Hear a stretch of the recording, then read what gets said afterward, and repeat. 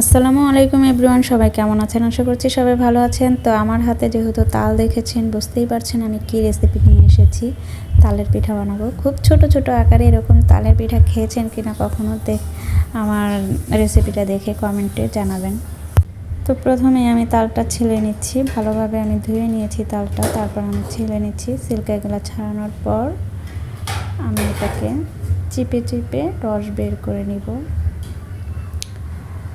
তো এই যে তাল আমার ছিলা শেষ, এখন আমি এটাকে চিপে নিচ্ছি, তালগুলোকে চিপে নিব।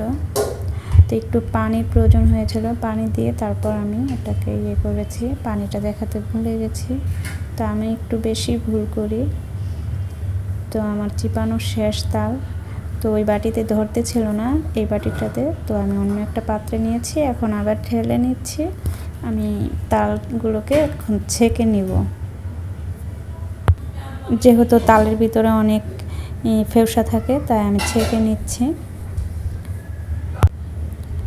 তো আমি এখন এটাকে ছেঁকে নিচ্ছি, সবগুলোকে আমি এইভাবে ছেঁকে নিব।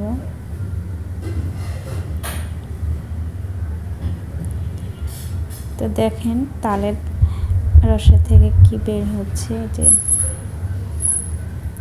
তো এইভাবে আমি সবগুলো ছেঁকে নিয়েছি। এখন আমি প্যানে বসিয়ে দিয়েছি, তো হয়ে গেছে। এখন আমি 2 কাপ পরিমাণ চিনি দিয়ে দিচ্ছি আর স্বাদ মতো লবণ। তো আমি মেজারমেন্ট কাপে, বড় কাপে কিন্তু আমি 2 কাপ চিনি দিয়ে দিয়েছি। তো এখানে হয়ে গেছে এটা। আমি এখন দিয়ে দিব আটার কাইটা এখন তৈরি করে নিচ্ছি।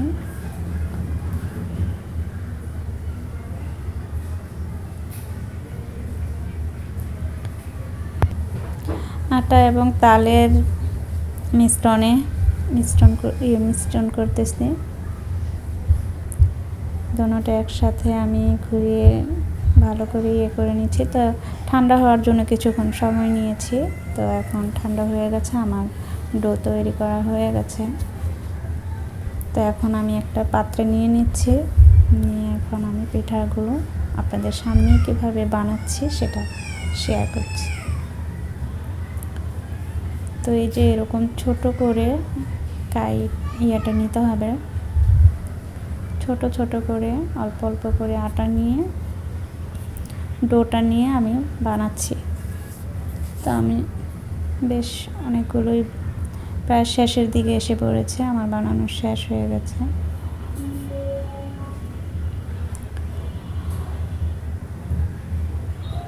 তো আমি একা একা বানিয়েছি, অনেক সময় লেগেছে। তো আমার সবগুলো কমপ্লিট।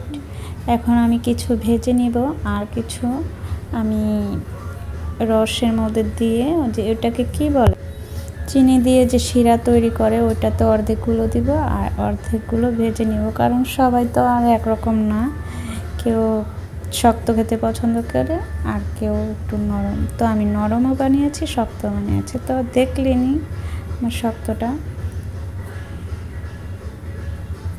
আর তো আমি প্যান বসিয়ে দিয়েছি, এখন তেল গরম হয়ে গেছে, তেলও ঢেলে দিয়েছিলাম, সেই সিনও নিতে পারিনি। তো এত ভুলের মধ্যে কিভাবে আমি সাকসেস হব সেটাই ভেবে পাচ্ছি না।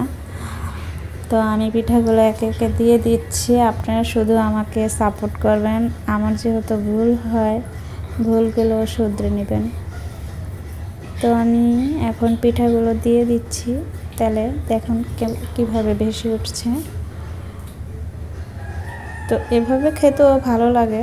তো এটা তো সবার থেকে ভালো লাগে না, তাই আমি শিরা করে কিন্তু আমি চিনি দিয়ে আবার ভিজিয়েও নিয়েছি। সেই পিঠাটা খেতে যাদের ভালো লাগে তারা ওইভাবে করবেন, আর যাদের এভাবে ভালো লাগে এভাবে করবেন। তো আমি দোনোটাই রেখেছি, কোনটা ভালো হয়েছে সেটাও কমেন্ট করে জানাবেন। তো একার হাতে আমি সবগুলো পিঠা বানিয়েছি, আমাকে হেল্প করার মতো কেউ ছিল না। তো অনেক সময় লেগেছে, আর এই সময়টা লাগিয়েছি শুধুমাত্র আমার দর্শকদের জন্য। তো আপনারা অবশ্যই আমার পরিশ্রমটাকে একটু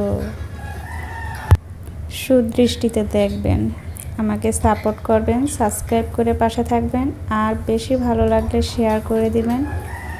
লাইক কমেন্ট শেয়ার মানে সব কিছুই করে রাখবেন আমার চ্যানেলটা। আর অবশ্যই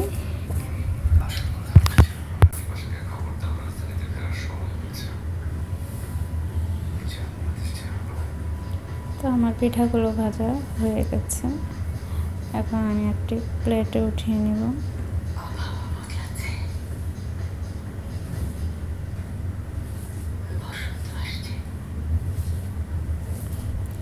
সব কিছুই করতে একটু সময় লাগে।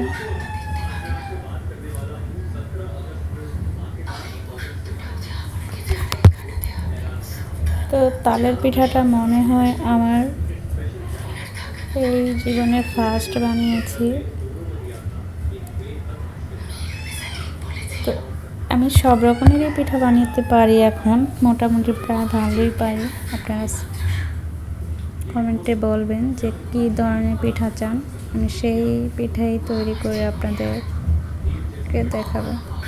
তো কেমন হলো আমার পিঠাগুলো অবশ্যই কমেন্ট করে জানাবেন।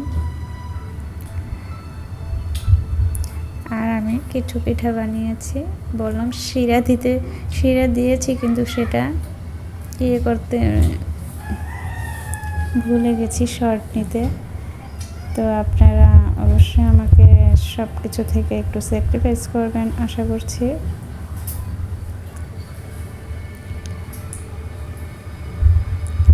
তা কিছু খেয়ে দেখাচ্ছি, খুব মুচমুচে হয়েছে, মজাদার। আর এটা হচ্ছে যে আমি শিরায় দিয়েছিলাম এই পিঠাগুলো, তো শিরাটা একদমই নরম। তো আমি একটু বেশি সময় রেখে ফেলেছি, তার জন্য একটু বেশিই নরম হয়ে গেছে। তো কমেন্ট করবেন, আরও ভালোভাবে রেসিপি দেওয়ার জন্য চেষ্টা করব। সবাই আমার জন্য দোয়া করবেন। আল্লাহ হাফেজ।